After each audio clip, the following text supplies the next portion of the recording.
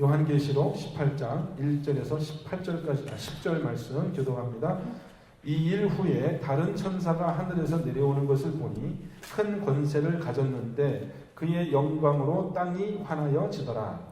힘찬 음성으로 외쳐 이르되 무너졌도다 무너졌도다 큰 성 바벨론이여 귀신의 처소와 각종 더러운 영이 모이는 곳과 각종 더럽고 가증한 새들이 모이는 곳이 되었도다. 그 음행의 진노의 포도주로 말미암아 만국이 무너졌으며 또 땅의 왕들이 그와 더불어 음행하였으며 땅의 상인들도 그 사치의 세력으로 치부하였도다 하더라. 또 내가 들으니 하늘로부터 다른 음성이 나서 이르되 내 백성아 거기서 나와 그의 죄를 참여하지 말고 그가 받을 재앙들을 받지 말라. 그의 죄는 하늘에 사무쳤으며 하나님은 그의 불의한 일을 기억하신지라. 그가 준 그대로 그에게 주고 그의 행위대로 갑절을 갚아주고 그가 섞은 잔에도 갑절이나 섞어 그에게 주라. 그가 얼마나 자기를 영화롭게 하였으며 사치하였는지 그만큼 고통과 애통함으로 갚아주라.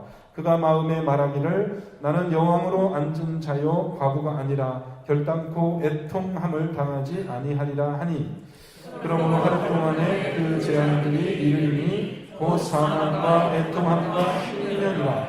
또한 그가 그의 사나지리니 그를 심판하시는 주 하나님은 강하신 자이심이라. 그와 함께 음행하고 사치하던 땅의 왕들이 그가 불타는 연기를 보고 위하여 울고 가슴을 치며 그의 고통을 무서워하며 멀리서서 이르되 화이도다 화이도다 큰 성 견고한 성 바벨론이여 한 시간에 내 심판이 이르렀다 하리로다. 네. 자, 거기까지 말씀을 보면은 지금 7번째 재앙, 7가지 재앙이 3번 진행이 됐고 이제 제일 마지막 7 대접의 재앙에서도 제일 마지막 7번째 재앙이 다 이제 선포가 되었습니다. 그죠? 천사가 이 나팔을 이 대접을 공중에 쏟고 이제 7번째 재앙이 다 이루어졌습니다. 7번째 재앙이 이제 이루어지니까 어쩐 일이 있냐? 오늘 말씀을 보면 이제 중요한 것은 뭐냐면 이 바벨론이라고 하는 큰 성이 무너졌다 이렇게 하면서 이제 하나님의 심판이 다 이루어진 것에 대해서 선포하고 있습니다. 그 말씀을 우리가 오늘 본문 보면서 하나씩 또 살펴보기로 하겠습니다. 자, 그럼 문답지를 한번 보시면서 대답해 보겠습니다. 18장 1절 이 일 후에는 앞에 있었던 일이죠. 여러분 지난주에 했던 말씀을 기억해 보면 짐승이 심판을 받죠. 짐승의 머리가 7개가 있었고 뿔이 10개가 있었는데 이 짐승이 이제 어린 양과 더불어 싸우다가 어린 양이 이겨서 이제 영원히 그 멸망을 받는 그런 심판의 모습을 우리가 지난주에 봤습니다. 자, 오늘 그런 일이 있은 후에 다른 천사가 하늘에서 내려오는 것을 보았다 했습니다. 자, 이 천사의 권세가 어떻다고 했습니까? 1절 말씀 보면 큰 권세를 가졌다고 그랬죠? 어느 정도의 권세라고 했어요? 그의 영광으로 땅이 환하여지더라. 땅이 환하여지더라. 그 정도의 권세를 가진 천사가 이제 내려오고 있습니다. 심판이 있을 때마다 하늘에서 천사가 이렇게 하나님의 명을 가지고 이 땅에 내려오는 것을 볼 수 있겠죠. 그 다음 2절 말씀 그 천사가 힘찬 음성으로 외쳐 이르되 지금까지 이 외쳐 이르는 그런 천사들이 많이 있었습니다. 그렇죠?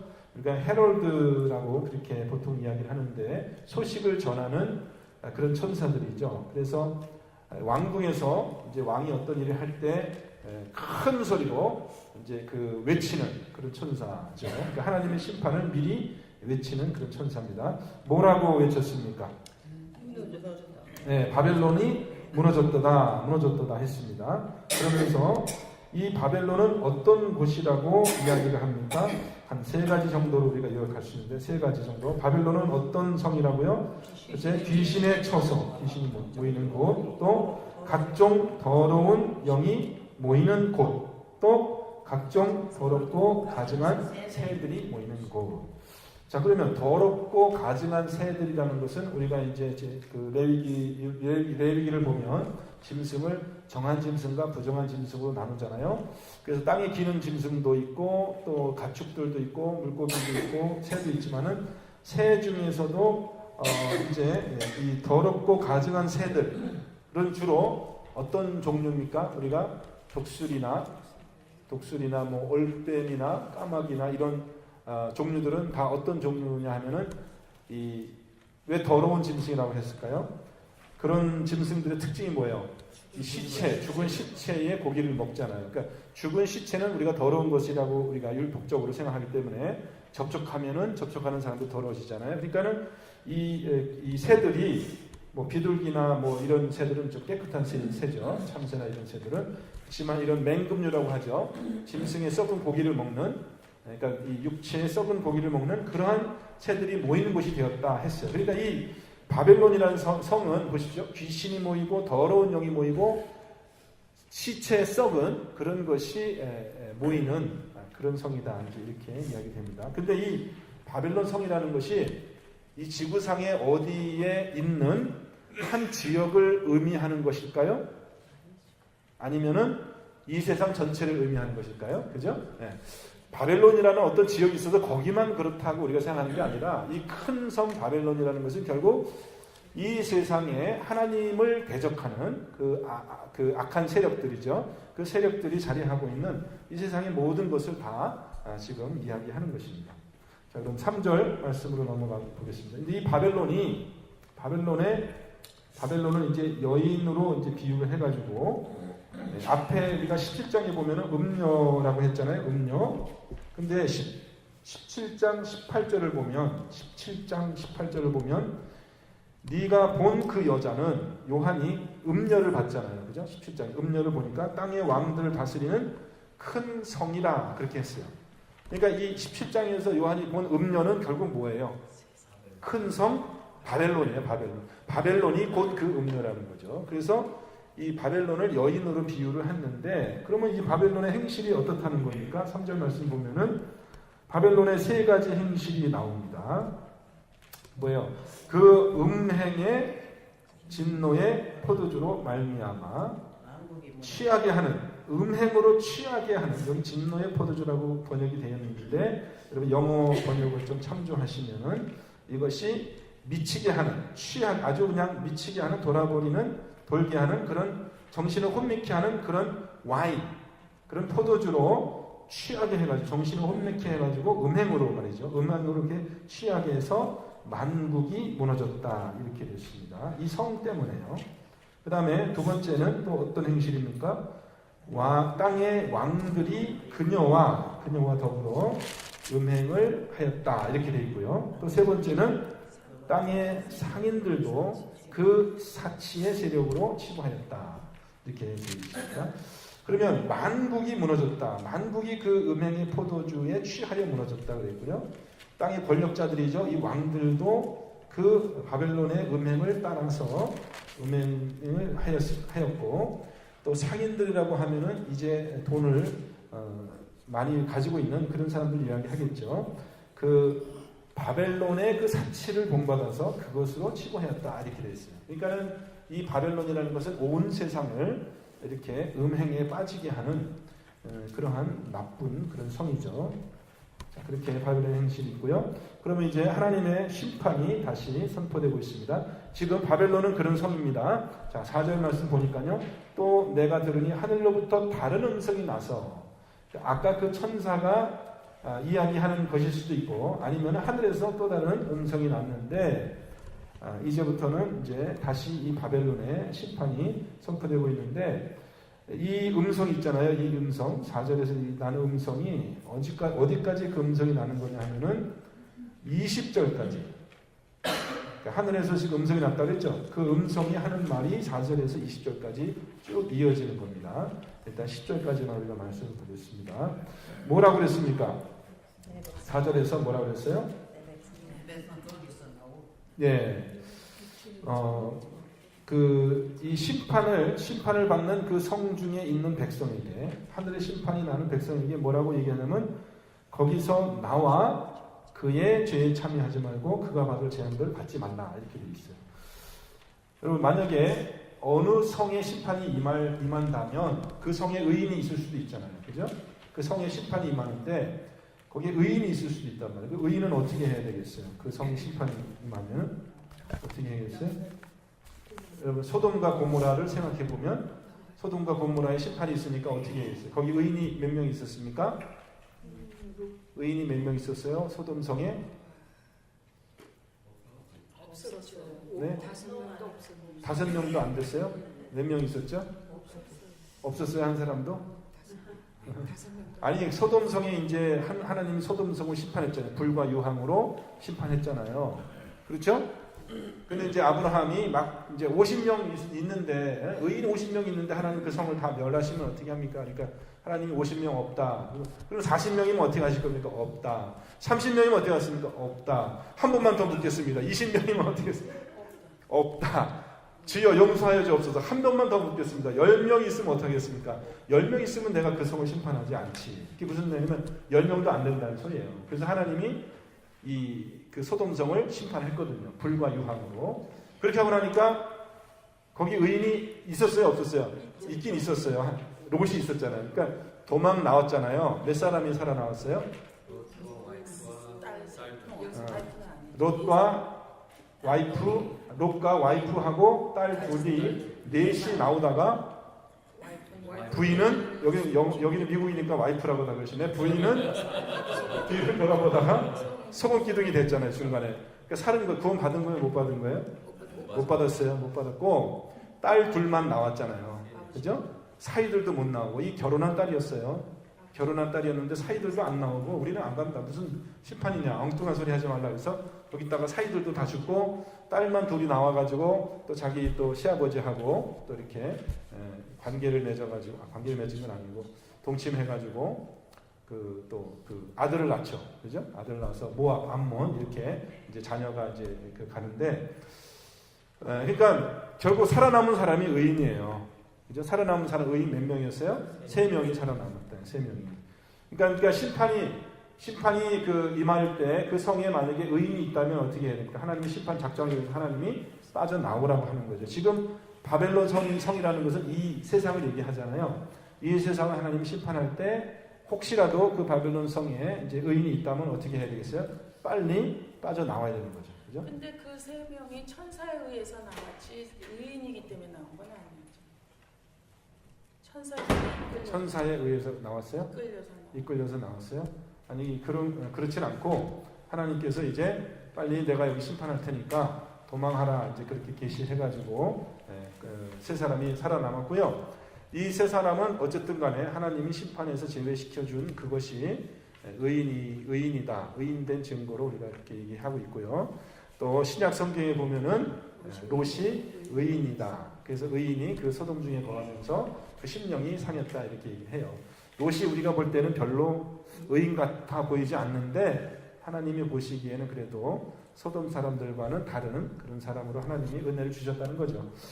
그리고 이제 심판이 있을 때 빠져나오라라는 이 말씀은 사실은 에레미야서에 그대로 이게 있는 말씀을 인용한 겁니다. 에레미야서. 제가 지금 말씀을 여기다 정확하게 기록을 안 해놨는데 에레미야서에 그 말씀이 그대로 있어요. 그리고 예수님이 또 마지막 때를 예언하시면서 이제 멸망에 가증한 것이 이 하나님의 성전에 서는 것을 보거든 너희 유대 땅에 있는 자는 어떻게 하라고 했습니까? 빨리 어떻게 하라고 했어요? 산으로 도망치라 그래서 도망치라. 그죠? 거기 있으면 안 된다. 빨리 도망치라. 그렇게 했어요. 여러분도 언젠가는 도망칠 때가 와야 되니까 이 도망친다는 말이 무슨 뜻인지 잘 생각해야 돼요. 이 캔사스 지역에 산이 없어가지고 우리 도망치려고 해도 산으로 도망칠 수가 없어요. 그러니까 교회로 도망쳐요. 그러니까 어쨌든 간에 마지막 때에 우리가 생각해야 될 거는 이 그러니까 롯의 부인은 뭐냐면 바벨론을 쳐다봤다는 것은 뭐예요? 거기 미련을 두고 있는 거예요. 저기 내가 가지고 있는 내 부동산이 있는데 저거 어떡하지? 저기 내 자녀가 있는데 저거 어떡하지? 내가 지금 저걸 두고 어떻게 도망가지라고 그 심판받는 그 성을 거기에 미련을 두고 돌아보고 거기에 남아 있으려고 하면 어떻게 돼요? 같이 죽는다는 거예요. 그러니까 빨리 싹 정리하고 거기에서부터 단절하라 이거예요. 그죠? 이 말씀은 사실 고린도 후서에도 인용이 되고 있어요. 그 악한 자들에게 그 당에 같이 있지 말고 빨리 나와라. 이런 말씀 기억하시기 바랍니다. 자, 그러니까 같이 있으면 안 되고 빠져나와야 될 때가 있습니다. 하나님의 심판이 임할 때는 재빠르게 그걸 눈치채고 여러분들이 빠져나올 수 있어야 돼요. 자, 5절 말씀 보겠습니다. 5절 말씀. 바벨론의 죄가 어느 정도인가? 5절 말씀. 어느 정도예요? 하늘에 사무쳤다. 그랬습니다. 하늘에 사무쳤다. 하나님은 그 불의한 일을 기억하신다. 이것도 이제 뭐 에레미야서에도 있고 에스겔서에도 있고 이런 표현들이 여러 개가 있는데, 여러분 하나님이 어떤 지역을 지금까지는 우리 역사를 쭉 보면은 노아의 홍수는 지구 전체를 그렇게 물로 심판한 것으로 우리는 그렇게 봅니다. 그죠? 근데 그 이후에는 하나님의 심판이 예를 들어서 소돔과 고모라 이렇게 했을 때는 한 지역만 심판하신 거잖아요. 그죠? 한 지역만. 근데 하나님이 한두 번 심판하신 것이 아니라 여러 번 심판했어요. 그죠? 예루살렘도 심판했고 사마리아도 심판했고 다메섹도 심판했고 바벨론도 심판했고, 하나님이 국소적으로는 여러 번 성경에 보면 심판하셨는데, 여기 보면은 하나님이 심판하실 때는 언제 심판하시냐면 죄가 하나님이 도무지 더 이상은 두고 볼 수 없을 만큼 죄가 하늘에 사무쳤다, 이런 표현이 있습니다. 여러분 구약 성경에 하나님께서 이제 그 이스라엘 사람들을 애굽 땅으로 이렇게 내려오게 해가지고 거기서 400년 동안 이제 살게 했잖아요, 그죠? 400년 동안 애굽에서 이제 노예로 살게 했잖아요. 그 400년. 근데 아브라함에게 하나님이 약속하신 말씀이 뭐냐면, 내 후손이, 내가 너한테 내 후손을 번창하게 하겠고 내가 이 땅을 다 너에게 줄 텐데, 근데 내 후손이 반드시 애굽으로 가서 거기서 4대를 지난 이후에 돌아오리라, 그렇게 얘기를 했거든요. 여러분 기억하시는지 모르겠지만은, 그럼 왜 400년을 기다리려고 했어요? 왜 꼭 400년을 거기 있었어야 됐어요? 좀 일찍 데려오지 않고 100년 후에 데려오지 않고 200년 후에 데려오지 않고 왜 400년 후에 이스라엘을 데리고 왔어요? 하나님이 다시 가나안 땅으로. 왜 400년을 기다렸어요? 400년 동안 무슨 일이 있었습니까? 출애굽기 여러분 잘 기억하시면, 여러분 오늘 지금 이 말씀에 힌트가 있거든요. 지금 우리가 읽은 말씀에 여기 보면은 어떻게 해요? 바벨론의 심판이 있으려니까 어떻게 돼요? 그 죄가 하늘에 사무쳤다, 이런 표현이 있습니다.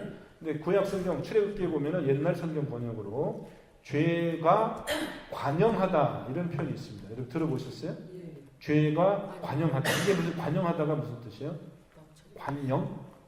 나도 이제 한자는 잘 모르겠는데, 죄가 아주 달이 찬 것처럼, 죄가 달이 보름달 찬 것처럼 죄가 아주 그냥 꽉 들어찼다 이거예요. 더 이상 이제 더 나빠질 수 없을 만큼 죄가 관영했다. 어디, 누구의 죄가 관영했다? 가나안 땅에 그 가나안 민족들의 죄가 관영할 때까지 하나님이 400년을 기다리신 거예요. 그러니까 이제 가나안 땅이 이제 죄가 가득 차니까 하나님이 이제 그 이스라엘 백성을 출애굽해가지고 거기 가나안에 있는 백성들을 다 죽이라고 하잖아요. 다 죽였잖아요, 실질적으로. 그죠? 왜 죽이라고 했냐? 이 땅이 워낙 하나님이 보시기에 너무 악한 거예요, 이제.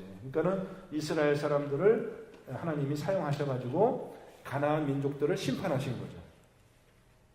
국소적으로 심판하신 겁니다. 그러니까 죄가 하늘에 사무쳤다는, 그러니까 하나님이 가능하시면 참으려고 해요. 아무리 악한 그런 백성들이라 할지라도 하나님이 가능하시면 오래 참고 기다리시고 돌아오기를 기다리시는데, 죄가 이렇게 하나님이 더 이상 참을 수 없을 만큼 그렇게 됐다라고 판단이 되면 이제 하나님의 심판이 있다라는 것입니다. 여러분 그런 징조를 우리가 이 말씀에 보게 될 겁니다. 슬프지만 하나님의 그 심판이 가까울수록 어떻게 돼요? 이 세상은 어떤 모습이 되는 거예요? 죄가 충만하게 되는 거예요. 죄가 보름달처럼 꽉 차서 의인이 도저히 거기서는 살 수 없을 정도. 그죠? 소돔을 심판할 때도 보면 어떤 일이 있었어요? 천사들이 방문했죠. 롯의 집에. 천사들이 방문하니까 동네 사람들이 다 와서 뭐라고 그래요? 너네 집에 온 손님 좀 내놔라. 우리가 좀 데리고 희롱 좀 해야 되겠다. 오늘날로 보면 성희롱이죠. 해야 되겠다. 그러니까는 아니 그 집에 찾아온 손님들을 끌어내라고 우리가 조금 놀아보겠다고 이 정도로 그 지역이 다 그냥 그렇게 그러니까 이제 그런 현상들이 조만간 이제 나타날 거라는 거죠. 이 땅이. 그러니까 우리 성도들이 그러한 것들을 예상하고 우리가 정말 그러한 이 세상에서 구별된 삶을 우리는 살아야 되겠습니다. 자, 이제 그런 방향으로 이제 가는 거죠. 이 바벨론 성이. 자, 6절 말씀 봅니다. 그러면 하나님의 심판은 하나님은 어떻게 죄를 갚으신다 그랬어요? 6절부터 7절까지. 첫째, 어떻게? 첫 번째 원칙, 그가 준 그대로 그에게 주고. 이건 제가 여러 번 얘기했죠. 하나님은 참 정확하세요. 꼭 내가 한 그대로 갚아주세요. 그러니까 우리가 남한테 뭘 잘못할 때 우리가 조심해야 돼요. 진짜.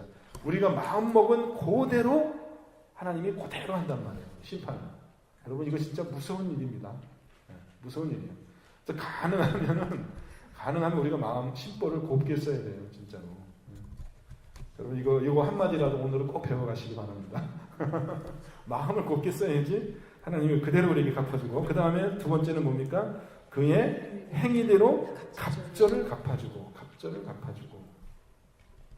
그죠? 손해배상할 때 뭐 이렇게 5분의 1을 더하여 갚는 그런 것도 있고 또 이렇게 갑절을 하나님 갚아주고 그 다음에 또 뭐 있습니까? 그가 섞은 잔에도 갑절이나 섞어 그에게 주라. 하나님의 심판이 선포되고 있습니다. 그 다음 7절 말씀도 보면은 어떻게 됐습니까? 그가 얼마나 자기를 영화롭게 하였으며 사치하였든지 그만큼 고통과 애통함으로 갚아주라. 이렇게 됐습니다. 내가 이 세상에서 누리고 즐거워하고 쾌락을 찾았고 영화롭고 하고 사치한 그것에 비한 만큼 고통과 애통을 준다. 하나님의 심판의 원칙입니다. 그래서 우리가 이 땅에서는 조금 겸손하고 고난받는 그런 삶을 사는 게 우리에게 일단은 안전한 거예요.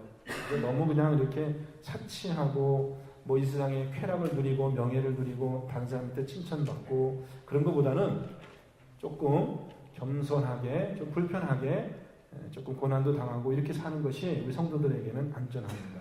우리 마음의 동기를 우리가 잘 모르잖아요. 그래서 여러분도 그런데 낮은 데에 처하는 것을 기뻐하시는 여러분 되시기를 주님의 이름으로 축원합니다. 이게 하나님의 심판의 원리가 그렇다는 것입니다. 자, 7절 말씀 후반부에 보겠습니다. 그런 와중에 하나님은 그런 심판을 작정하고 있는데 바벨론은 자기 속으로 뭐라고 지금 얘기하고 있습니까? 마음속에 뭐라고 자부해요? 나는 여왕으로 앉은 자요 과부가 아니라 결단코 애통함을 당하지 아니하리라. 이제 여인으로 지금 이 바벨론이 여인으로 비유하고 있잖아요. 그래서 자기는 여왕이다. 나는 과부가 아니다. 이렇게 애통하지 않겠다. 이렇게 마음속으로 자부하고 있습니다. 자, 그럴 때 하나님께서 이제 심판을 내리십니다. 8절 하루 동안의 그 재앙이 이른다고 했습니다. 어떤 재앙이요? 사망과 애통함과 흉년이라 또 불에 살라지리다. 그를 심판하시는 주 하나님은 강하신 자신이다. 여러분 에스겔서나 또 뭐 에레미야서나 이사야서 같은 그런 예언서들을 보면 하나님의 심판 중에 여러 가지 심판이 있지만은 그 심판들은 사실은 다 구약 성경 뭐 레위기라든지 신명기라든지 그런 데에 다 하나님이 약속해 놓은 심판이에요. 이미 너희가 내 말을 잘 지키면 이런 복을 받고 내 말을 안 지키면 이러한 저주를 받을 것이다 라고 아예 그 저주 하나님이 내리시는 저주의 목록이 쫙 나와요. 여러분 쫙 나옵니다. 신명기서 28장 같은 데 보면은 쫙 나와요. 그 다음에 레위기서도 26장인가 26장 27장 같은 데 보면은 쫙 나옵니다. 그 복과 저주에 대한 리스트가요. 근데 선지자들의 선지자들 에스겔, 다니엘, 또 요엘, 호세아 이런 선지자들을 보면은 하나님이 내리시는 심판 중에 크게 세 가지 재앙이 있습니다. 우리가 한번 봤었죠. 이 계시록에서도 나오는데 세 가지 큰 재앙이 뭡니까? 기억나세요? 하나님이 심판한 세 가지 큰 재앙? 잘 기억이 안 나시는구나. 먼저 칼로 죽이고 기근, 그 다음에 전염병 이 세 개예요. 칼과 기근 전염병, 이 3대 재앙이거든요. 그러니까 이제 하나님이 이 백성들을 위협하실 때, 선지자를 통하여서 너희 내가 심판할 거야 하고 이렇게 위협하는 말을 하실 때 자주 언급되는 세 가지 재앙이 칼과 기근과 이 전염병이거든요. 지금 이제 그것을 얘기하고 있습니다. 이것도 비슷해요. 큰 사망, 곧 사망, 칼로 인한 재앙일 수 있고요. 애통함, 이것은 뭐 전염병으로 인한 것일 수 있고요. 흉년, 이런 이제 재앙들로 하다가 마지막에 이제 하나님이 정말 최후의 심판하실 때는 이 불에 살라지는 그런 심판을 하나님이 얘기를 하십니다. 그래도 칼이나 뭐 전염병이나 흉년 이런 것들은 그래도 소망이 있는 심판이에요. 그런데 불 심판은 이거는 끝장이야. 더 이상은 불 심판을 얘기할 때는 하나님이 이제 완전히 심판을 다 치르시겠다라는 그런 뜻이죠. 점점 강해지고 있습니다. 자, 그 다음에 9절 말씀 보겠습니다. 그러면 아까 보면은 땅의 왕들이 이 더불어 음행했다고 그랬죠. 바벨론 이 여인과 더불어 음행했다고 그랬죠. 그와 함께 음행하고 사치하던 땅의 왕들은 어떻게 됩니까? 어떻게 됐어요?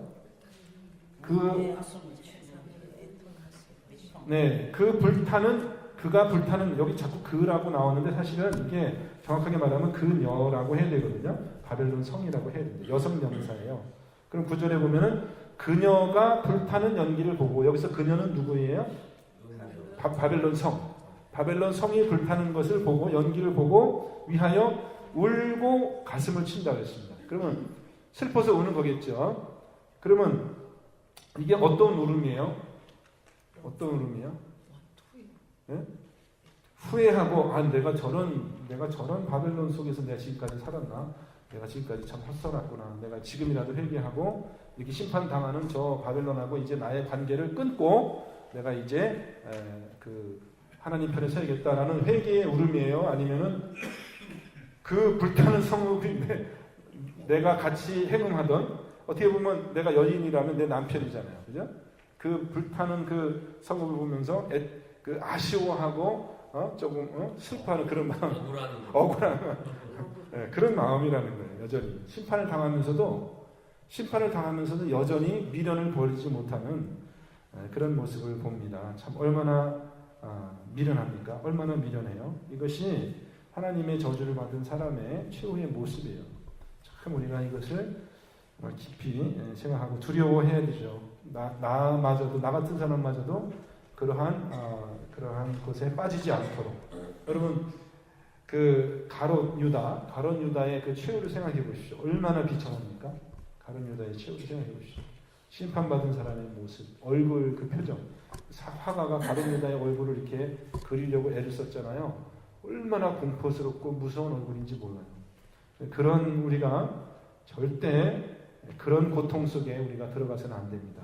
저와 여러분이 어떻게 하든지 그런 저주 속에 우리가 들어가면 안 돼요. 우리는 정말 하나님의 구원을 우리는 정말 확실하게 하는데 우리의 믿음과 우리의 모든 것을 드려야 되고, 우리가 좀 이런 것을 두려워할 줄도 알아야 됩니다. 너무 마음 푹 놓고 나는 구원받은 사람이니까 나에게 그런 일은 없겠지. 물론 그건 좋은 믿음이에요. 좋은 믿음인데 근데 심각하게 생각해야 돼요. 정말 내 믿음이 구원받을 만한 믿음이 되는가를 우리가 늘 심각하게 생각을 해야 됩니다. 하나님의 심판이 참 이렇게 무서운 거니까요. 자, 그 다음 10절 말씀 보겠습니다. 10절 말씀. 그녀의 고통을 무서워 그녀의 고통은 바벨론 고통을 무서워해서 멀리 서서 이르기를 뭐라요? 화이또다 큰 성 견고한 성 바벨론이요 한 시간에 내 심판이 이르렀다 하리로다. 이게 누가 지금 이렇게 하는 겁니까? 땅의 왕들이죠. 땅의 왕들이 심판을 받아서 불타는 그 연기를 보면서 이게 뭐냐면 일종의 이것이 뭐냐면요. 사람이 죽으면 우리가 슬퍼서 이렇게 부르는 노래를 애가 혹은 조가라고 하는데 우리 말로는 어떻게 표현하면 좋겠습니까? 조가라고 하는가요? 곡이라고 하죠. 곡. 이게 곡하는 거예요. 그래서 화이또다 이거 이제 히브리 말로 호이 이건 뭐냐면 장례식장에서 죽은 남편을 위해서, 죽은 누구를 위해서 애곡하는 그런 노래를 지금 실감 있게 지금 이렇게 써져 있는 거예요. 그게 지금 그러니까 그게 시처럼 노래 가사 말처럼 돼 있는데 우리 그 번역만으로 우리 한글 번역으로는 잘 확실하지 않지만 이 사람들이 지금 그 불타는 그 바벨론 성을 보면서 통곡하는 그런 모습입니다. 아이고 우리 식으로 하면 아이고죠. 아이고 큰 성 바벨론이여 한 시간에 내게 심판이 이르렀구나라고 이렇게 애곡하는 그런 모습을 지금 실감 있게 그런 표현하고 있습니다. 자, 10절까지 말씀 여러분 보시면서 정말 이 그 바벨론 성의 최후 비참한 그 모습 보게 되죠. 사실은 이제 11절부터는 또 뭐가 나오냐면 이제 땅의 상인들이 나옵니다. 땅의 상인들이 이제 또 자기들이 누리던 그런 모든 여러분 지금 우리가 성경에 나오는 많은 나라 중에서 이 상인들 이렇게 무역을 열심히 하고 돈을 많이 벌고 하던 그런 나라가 어떤 나라였어요? 여러분 혹시 기억나세요? 그 지중해 연안에 이렇게 퍼져 있는 도시 중에 지중해 연안 퍼져 있는 도시 중에 특별히 이 지금 고대예요. 고대 여기 지금 요한계시록이니까 바벨론이 있고 뭐 고대 시대에 무역을 많이 하고 이 지중해 상권을 잡고 돈을 많이 벌던 성경에 자주 등장하는 그 도시 혹은 지명 그런 사람들이 많이 살던 잘 모르시네요. 이게 두로와 시돈입니다, 여러분. 두로와 시돈. 여러분 두로라는 그 도시는 옛날에 좀 고대에는 페니키아인들이 살던 그런 도시였어요. 그래서 섬들도 이 사람들은 원래 섬 사람들인데 항해술에 능해가지고 지중해 상권을 잡고 한때는 아주 굉장히 강성하던 그런 도시였습니다. 그래서 제가 지금 기억이 정확히 안 나는데 이사야서인지 에스겔서인지 에레미야서인지 이사야서에 나오죠. 이사야서에 보면은 몇 장인지 제가 기억이 안 나는데 두로에 대한 심판을 이렇게 선포하십니다. 두로에 대한 심판하시는데 지금 이 요한계시록에 이제 앞으로 우리가 그 11절 이하에 나오는 그런 이야기들이 거기 많이 고스란히 그렇게 되풀이되고 있습니다. 그러니까 이제 갑자기 왜 바벨론 심판을 이야기하다가 왜 갑자기 상인들 무역하는 이 상인들 배를 타고 다니는 이 사람들에 대해서 심판하는 것이 왜 갑자기 여기 섞여 있었을까?